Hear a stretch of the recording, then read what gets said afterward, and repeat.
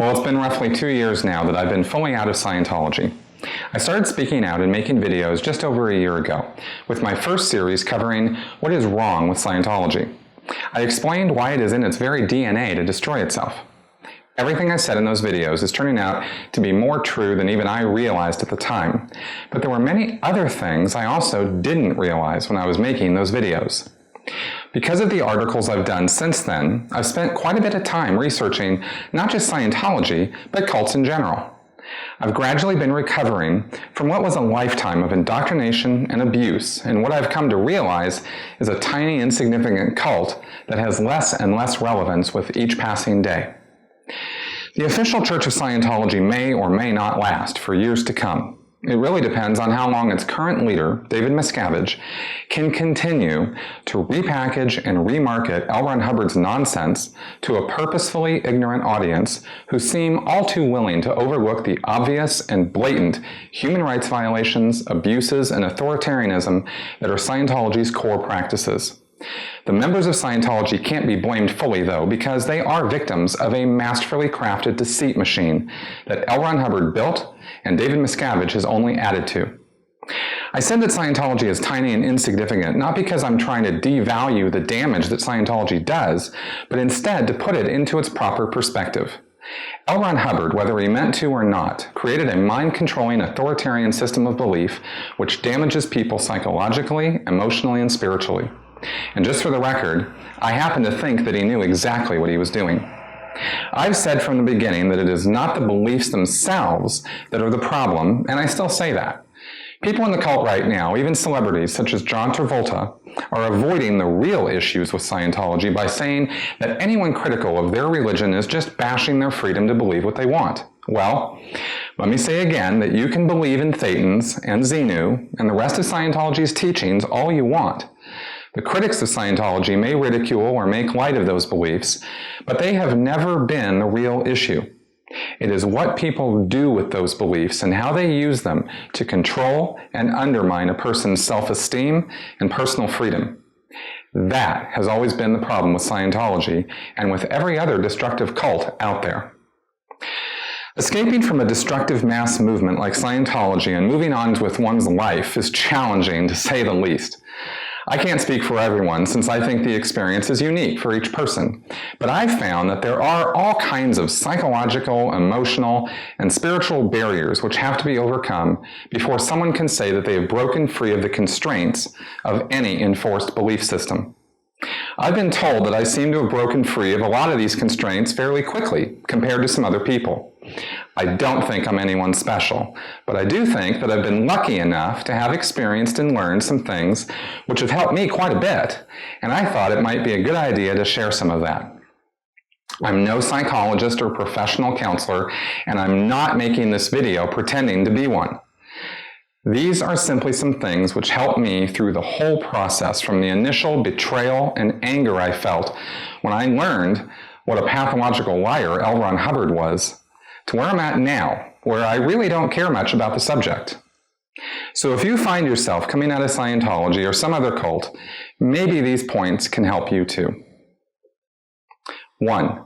Find a soft place to land, a place where you can be away from Scientology and get the support, help, and love that you need to get on with your life.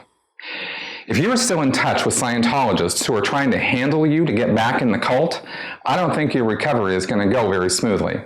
I'm not advocating some kind of reverse disconnection where you have to get all Scientologists out of your life entirely. I'm just saying that they aren't going to be much help in recovering from the cult. 2. Take the time to learn about the lies and deceptions that were foisted off on you as a Scientologist by L. Ron Hubbard, David Miscavige, and the Scientology staff. There are many resources for this, whole indexes of information compiled by people who have been interested and caring enough to try to piece together what the actual facts of Scientology are, as opposed to the historical revisionism which L. Ron Hubbard was famous for throughout his entire life. Read as much as you want to get the facts on your experience with Scientology. For example, just Google Scientology on the internet. Look at everything. It's not all necessarily true, as there are some pretty crazy conspiracy theories out there about Scientology and whatnot, but I think you'll be able to differentiate the fact from the fiction pretty easily. And by far, most of the information you'll find is dead on accurate. All of the confidential upper-level materials are available out there for free. Let me assure you that despite what Hubbard claimed, the OT3 materials are not dangerous, and no one I have known has ever died or ever gotten even a little bit sick reading it. There are also some great books out there written by people who were involved in Scientology for decades. They know what they're talking about. The analogy that the church is making right now is that you shouldn't go to the Nazis to learn about the Jews. Fair enough, but that's not an accurate comparison when you're reading the accounts of ex-Scientologists. It's more like this. If you were a Jew and you had a problem with the Nazis, perhaps an ex-Nazi might shed some light on what they're up to and what they're really all about. That is what you get when you read books from ex-members, the inside data about what really goes on behind the curtain of Scientology's inner circle. A very important thing to realize when you're doing this is that you are likely going to run into information that's going to conflict with what you think you know about L. Ron Hubbard or Scientology itself. There's a thing called cognitive dissonance, which basically means the discomfort a person experiences when he tries to resolve two conflicting pieces of information. Contrary to popular belief, the truth is not always somewhere in the middle. Sometimes, especially with Scientology, you've just been told lies, and you believe them. Some of them can take a while to let go of. L. Ron Hubbard was a pathological liar and built an organization on a house of cards. Once you start removing some of the key cards, the whole thing will come tumbling down. 3. Purposefully go out of your way to not talk the language. Remove the significance of the vocabulary and find regular English terms to describe ideas, concepts, or reactions that previously you were using only Scientology terms for. It's common for cults to develop their own special language so they can feel unique and different from the rest of the world. By removing this from your thinking, it can really help get the cult influence out of your daily life. 4. Learn about critical thinking, science, and reason. This really helped me strip off a lot of what Hubbard presented as scientific evidence, which was in fact pseudoscience and nonsense, not backed up by any real research or proper scientific review. I mean, think about it. The entire time you were in Scientology, did you ever see any research notes, experimentation, or any independent review done of Hubbard's works? Of course not, because there wasn't any. Learning about these things also helped me focus my attention and purpose on something positive, because I was determined to not go from one cult to another. By learning about critical thinking, it allowed me to objectively look at anything new with a critical eye, and not buy into any supposed facts or assertions people were making without being able to review it for myself.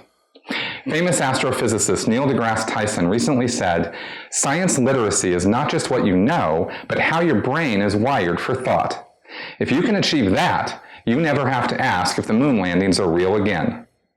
In other words, you won't fall for any more baloney. 5. Take the time to clean house in your head. Reevaluate everything you think or believe in light of whether it is really your own thought or something that was enforced on you. For example, as a Scientologist, you probably ran into lots of things that didn't make sense when you were studying, but you were told that the reason for it is because you had misunderstood words, and you had to spend hours looking them up in dictionaries because of your disagreements. Now, I'm all for understanding what you're reading, but this is also used in Scientology to shut people up and convince them that their questions or disagreements are wrong and that Hubbard is always right. Well, I didn't find that to be true once I started reviewing some of Hubbard's assertions, such as when he said that everything having to do with psychology or psychiatry is automatically evil and must be destroyed. Yeah, not so much. 6. Learn to re-experience emotion. Take the suppressors off about no case on post and not being misemotional. This is a really tough one, and it took me months out of Scientology before I even realized that I had some emotional issues. Once it became obvious that it was kind of hard for me to experience things like anger and grief, I had to discover for myself what shields and barriers I'd put up to wall myself off from feeling. That helped open up the floodgates, and I started experiencing all kinds of things that I had previously been unable to. I'm not saying that running around being angry or upset is something wonderful, and I'm not actually an angry person. It's just that anyone should have the freedom to experience any emotion they need to that's appropriate for the situation. As a former Sea Org member, I had been punished for that, and so I had learned to wall off all those so-called negative emotions. I don't think that's healthy, and I don't think it's right that Scientologists do that. 7. Learn about other destructive cults and mass movements and how they are similar to Scientology. This is really important because one thing that is drummed into you hard in Scientology is how unique and special it is, and how there's nothing else in the whole universe like it. When I found out that every other cult uses the same methods and same control techniques and psychological manipulations, it dawned on me how unspecial and how commonplace Scientology actually is. Hubbard used different words and pretty severe forms of psychological and physical discipline to enforce his beliefs on others. But in the end, his techniques are almost exactly the same as Jim Jones, Sun Myung Moon, David Koresh, or Charles Manson. I think when you see that for yourself, it helps a lot to get closure on your whole Scientology experience. There are some excellent books and lectures given by Steve Hassan, Margaret Singer, and Robert Lifton, which I highly recommend on this topic. 8. Communicate with others who can and will understand the experiences you've had and won't judge or be condescending. Maybe that is family, friends, or a professional counselor. Maybe that communication also consists of writing or making videos to express things and share your experiences. I found that to be one of the most cathartic and effective things I've done out of all of this. 9. And most importantly, go out and live life to the fullest. Rejoin family and friends who you might have disconnected from or haven't seen in a long time. Get out in the real world and mingle with all kinds of people to find out what they're really like. Some are great, and some are not so great. You don't have to like everybody or agree with everyone, but one thing you'll find for sure is that the big wide world is out there to be experienced and enjoyed, as are the people in it. There is so much to learn from other people. There have been brilliant thinkers, scholars, scientists, and humanitarians who have all done far more to really improve the lot of man than L. Ron Hubbard could have ever dreamed of accomplishing. Learning about them and meeting new people is not just fun, but is extremely rehabilitating.